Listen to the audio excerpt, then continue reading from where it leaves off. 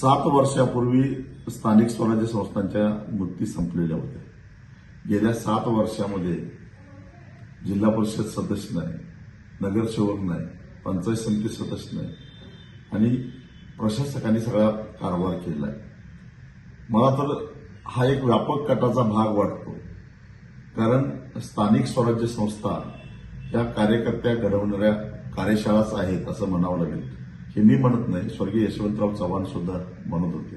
त्यांनी जेव्हा स्थानिक स्वराज्य संस्थांची निर्मिती केली तर यातूनच महाराष्ट्राचं नेतृत्व घडवलं जाणार आहे असं त्यावेळी यशवंतराव म्हणाले होते. आज या स्थानिक स्वराज्य संस्थांच्या निवडणुकाच होत नसल्यामुळं एक प्रकारे जनतेच्या मनावर बिंबवण्याचा प्रयत्न होतोय.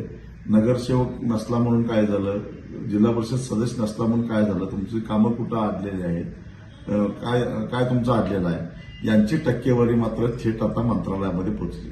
जिल्हा परिषदेची टक्केवारी प्रशासकाच्या माध्यमातून थेट मंत्रालयात पोहोचते. नगरपालिकेची टक्केवारी शिवमार्फत थेट मंत्रालयामध्ये जाऊन पोहोचते. मधले सगळे मध्यस्थ काढल्यात. भ्रष्टाचाराचं समर्थन करण्याचा मुद्दा नाही आहे, त्याच्यासाठी कायदे आहेत, ते अजून कायदे कडक करावेत. परंतु या स्थानिक स्वराज्य संस्थेच्या माध्यमातून जे नवीन नेतृत्व घडत होतं त्याला कुठेतरी खीळ बसलेला आहे. आणि अशा परिस्थितीमध्ये मग आमदाराचाच मुलगा आमदार होणार, खासदाराचाच मुलगा खासदार होणार. महाराष्ट्रामध्ये 2-2.25 जी काय प्रस्थापित घराणे आहेत त्यांच्या पलीकडे राजकारण जाऊन द्यायचं नाही. हेच आता नवे सरंजामदार झालेत, हेच आता नवे इनामदार झालेले आहेत आणि त्यांचेच वारसदार आता महाराष्ट्राचे तारणहार होणार आहेत. हे जे कटकारस्थान चालू आहे हे कटकारस्थान सुद्धा ओळखलं पाहिजे. आणि त्यामुळं न्यायव्यवस्था झोपा काढत होती काय 7 वर्षे.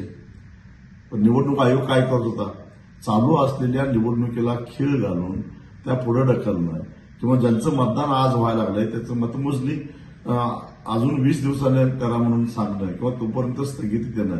म्हणजे काय, मग ईव्हीएम मशीन टेम्पर करण्यासाठी यांना काही वेळ पाहिजे आहे का?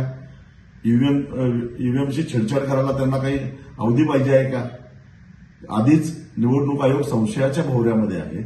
निवडणूक आयोगाच्या कार्यपद्धतीबद्दल देशभरामध्ये जनतेच्या मनामध्ये मोठ्या प्रमाणामध्ये संभ्रम तयार झालेला आहे. आणि अशा परिस्थितीमध्ये डोके फिरल्यासारखं जर का निवडणूक आयोग करत असेल आणि न्यायव्यवस्था सुद्धा त्याला होला हो म्हणत असेल तर आपली लोकशाही धोक्यात आहे असं मला सांगावंसं वाटतं.